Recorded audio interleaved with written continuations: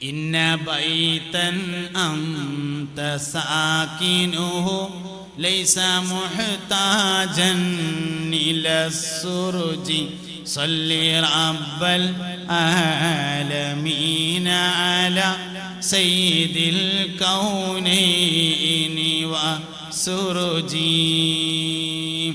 മുഅ്മിനീങ്ങളെ, സ്വാലിഹീങ്ങളുടെ ചരിത്രം പഠിച്ചാൽ 3 ഗുണങ്ങളാണ്.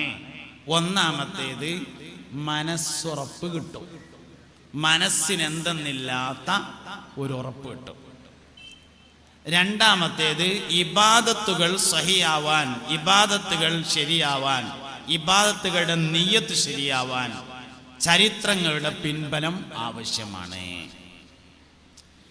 തവാഫ് കഴിഞ്ഞതിന് ശേഷം സഅയിന് പോകും, സഫാ മർവന്റെ ഇടയിൽ. അപ്പം നമ്മൾ സഫാ മർവന്റെ ഇടയിൽ ഇങ്ങനെ സഅയ് ചെയ്യുമ്പോൾ കുറച്ചിങ്ങനെ മുന്നോട്ട് പോയാൽ പച്ച ലൈറ്റ് കാണാം, മേലെ ഇങ്ങനെ പച്ച ലൈറ്റ്. അവിടെ എത്തുമ്പോൾ മണ്ടും. ആ മണ്ടലാണ് ശരിയാവണമെങ്കിൽ ഹാജറാബീവി മണ്ടിയത് ഇങ്ങനെ വരണം. അപ്പോൾ ഹാജറാബീവി മണ്ടിയമാതിരി കുണുങ്ങി കുണുങ്ങി ഇങ്ങനെ മണ്ടും. അത് ലൈവ് ഇടാൻ കഴിയൂല, അത് നാട്ടിൽ അയച്ചു കൊടുക്കാൻ കഴിയൂല. ആ മണ്ടൽ വണ്ടിയാല് നിങ്ങൾക്ക് മനസ്സിലായോ എന്നറിയില്ല. ഹാജറ പെണ്ണുങ്ങൾ മണ്ടണ്ടല്ലോ, ആണുങ്ങളാണ് മണ്ടേണ്ടത്. ആര് മണ്ടിയമാതിരി മണ്ടണം?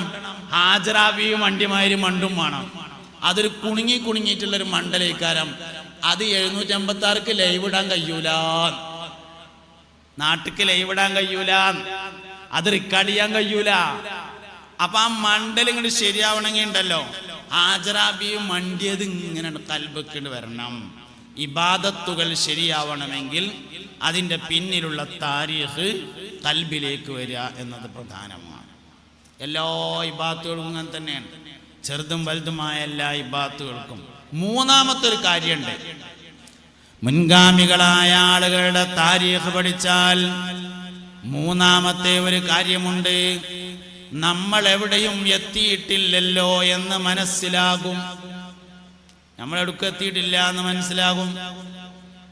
നമ്മുടെ ഇബാദത്തുകൾ, നമ്മുടെ പ്രവർത്തനങ്ങൾ എങ്ങോട്ടും എത്തുന്നില്ല. നമ്മുടെ ജോലികൾ, നമ്മുടെ വരുമാനങ്ങൾ, നമ്മുടെ ദാനധർമ്മങ്ങൾ എവിടേക്കും എത്തുന്നില്ല എന്ന് മനസ്സിലാവും. നമ്മൾ കുറച്ചൊക്കെ അവിടെ ഇവിടെയൊക്കെ ചെയ്യും, എന്തേലൊക്കെ കാര്യങ്ങളൊക്കെ ചെയ്യും, പള്ളിക്കൊക്കെ എന്തേലൊക്കെ കൊടുക്കും, ഓഡിറ്റോറിയത്തിനൊക്കെ എന്തേലും കൊടുക്കും. നമുക്കിങ്ങനെ തോന്നും നമ്മൾ വലിയ കൊടുക്കലേരാണ് എന്ന്. അപ്പോഴാണ് മഹാനായ സയ്യിദുന ഉസ്മാൻ ഇബ്നു അഫ്ഫാൻ റളിയല്ലാഹു അൻഹുവിന്റെ താരീഖ് നമ്മൾ വായിക്കുന്നത്.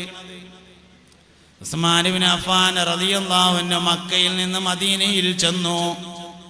മുസ്തഫ നബി സല്ലല്ലാഹു അലൈഹി വസല്ലം തങ്ങൾ യുദ്ധത്തിന് പോകാൻ വേണ്ടി വയല് പറയുന്ന സമയത്ത് എഴുന്നേറ്റ് നിന്നുകൊണ്ട് പറഞ്ഞു, അല്ലാഹുവിന്റെ റസൂലേ, 100 ഒട്ടകങ്ങളും ആ ഒട്ടകങ്ങൾക്ക് ചുമക്കാൻ മാത്രമുള്ള ആയുധങ്ങളും ഞാൻ എൻ്റെ വകയായി നൽകാം നബിയേ എന്ന് പറഞ്ഞു. ഇരിക്കീന്ന് പറഞ്ഞു. നബി തങ്ങൾ രണ്ടാമതും വയല് പറഞ്ഞു. പിന്നെയും ഉസ്മാൻ റളിയല്ലാഹു അൻഹു എഴുന്നേറ്റ് നിന്നുകൊണ്ട് പറഞ്ഞു, അല്ലാഹുവിന്റെ റസൂലേ, 100 ഒട്ടകങ്ങളും 100 ഒട്ടകങ്ങൾക്ക് ചുമക്കാൻ മാത്രമുള്ള ആയുധങ്ങളും ഞാൻ എൻ്റെ വകയായി നൽകാം നബിയേ എന്ന് പറഞ്ഞു. എന്നാൽ ഈ ആള് ഉസ്മാൻ റളിയല്ലാഹു അൻഹു എന്ന് പറഞ്ഞ ആള് മക്കയിൽ നിന്ന് മദീനയിലേക്ക് കയ്യും വീശിപ്പോയ ആളാണ്. പിന്നെ എന്തേ മൂപ്പർക്ക് കൊടുക്കാണ്ടായത്? കൊടുക്കണം എന്ന തോന്നലുണ്ടായപ്പോൾ കൊടുക്കാനുള്ള പൈസയുണ്ടായി എന്നതാണ് മറുപടി. അപ്പൊ താരീഖ് പഠിച്ചാല് നമ്മളെവിടേക്കും എത്തുന്നില്ലല്ലോ എന്ന് മനസ്സിലാവും. ദേശന്തേലും അധികം ചെയ്താല്, ഒരു 2 റക്അത്ത് സുന്നത്ത് ഏറെ നിസ്കരിച്ചാല്, രാത്രി തഹജ്ജുദിന് ഉണർന്ന് നീച്ച് നിസ്കരിച്ചാല് ഞമ്മക്ക് തോന്നും അൽഹംദുലില്ലാ റാഹത്തായി, ഇന്നേതായാലും 2 റക്അത്ത് തഹജ്ജുദ് നിസ്കരിച്ചിട്ടുണ്ടല്ലോ. സുഫിയാൻ സൗരി റളിയല്ലാഹു അൻഹു എല്ലാ ദിവസവും രാത്രി ഉറങ്ങുന്നതിന്റെ മുമ്പ് 300 റക്അത്ത് സുന്നത്ത് നിസ്കരിച്ചിട്ടുണ്ടായിരുന്നു എന്ന് കേൾക്കുമ്പോൾ മനസ്സിലാവും നമ്മൾ 2 റക്അത്ത് കൊടുക്കെത്തിയിട്ടില്ല. താരീഖ് പഠിച്ചാലുള്ള ഗുണം അതാണ്. നമ്മളൊക്കെ പള്ളികളിൽ പഴയ കാലത്ത് അൽക്കഫും ഏടും എന്നൊരു സാധനം ഉണ്ടാവും. അൽക്കഫും ഏടും അല്ല, അൽക്കഫും സലാത്തും, ചെറിയൊരു ഏട്. പകുതി വരെ അൽക്കഫ്, പകുതിക്കുന്ന അങ്ങോട്ട് ഒരു സ്വലാത്ത്.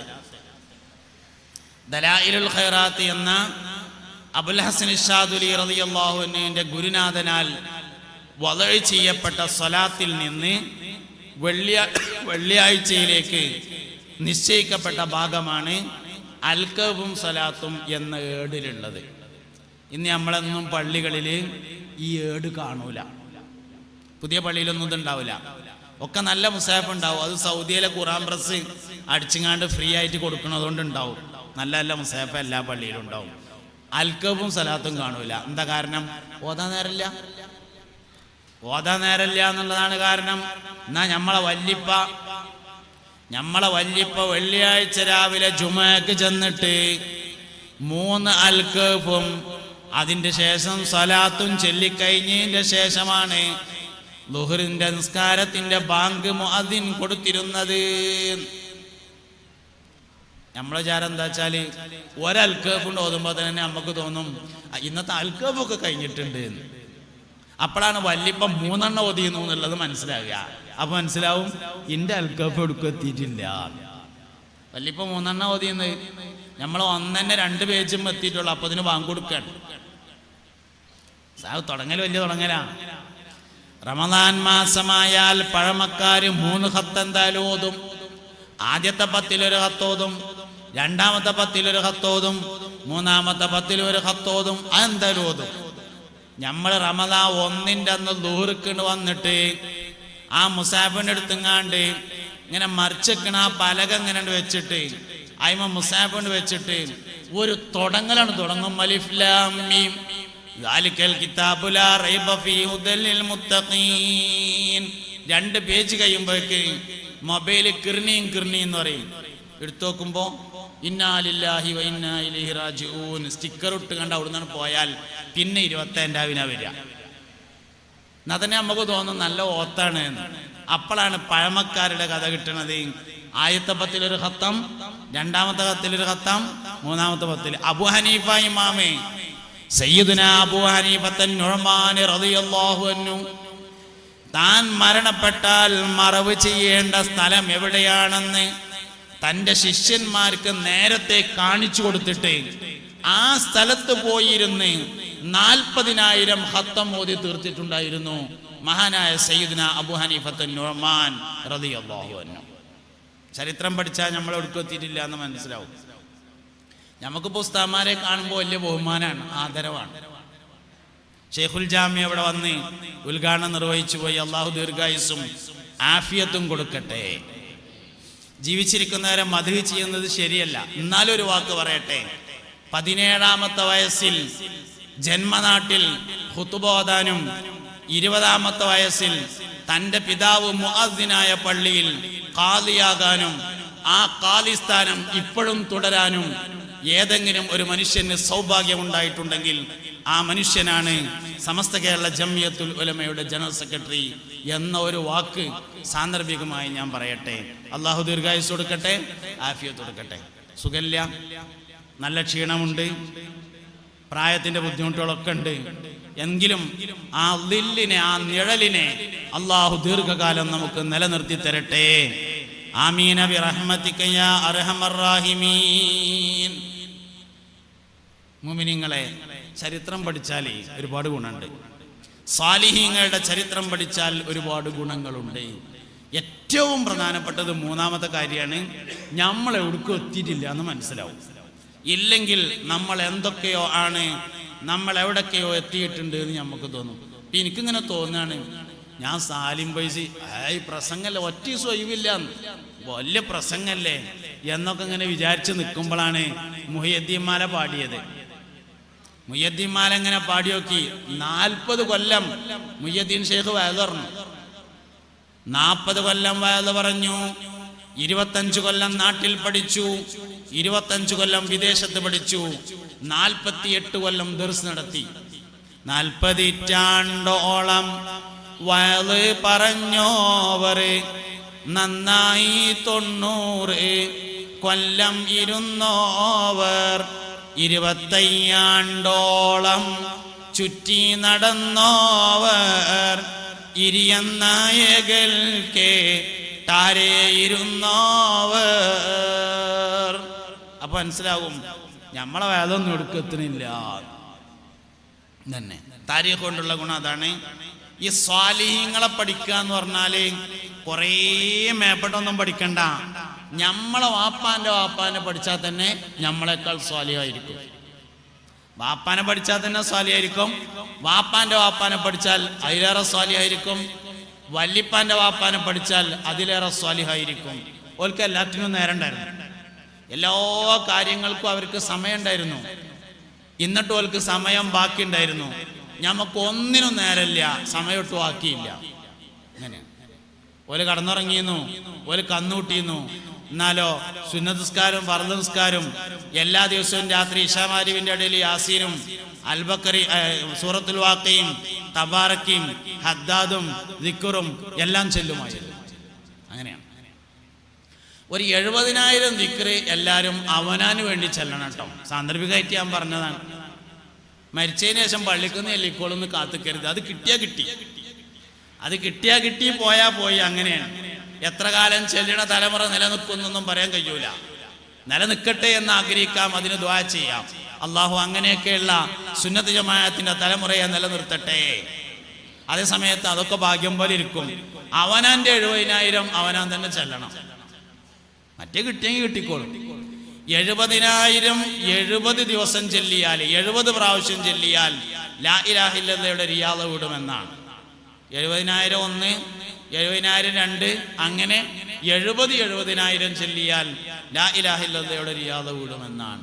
വദാകിരീന അല്ലാഹ കസീറൻ വദാകിറാത്ത്. മുൻഗാമികളായ ആളുകളൊക്കെ വലിയ ദാക്കിരീങ്ങളായിരുന്നു. തസ്ബീഹ് മാല എന്ന് പറയുന്നത് സീമാ അഹ്ലുസ് സുന്നത്തി വൽ ജമാഅയാണ്.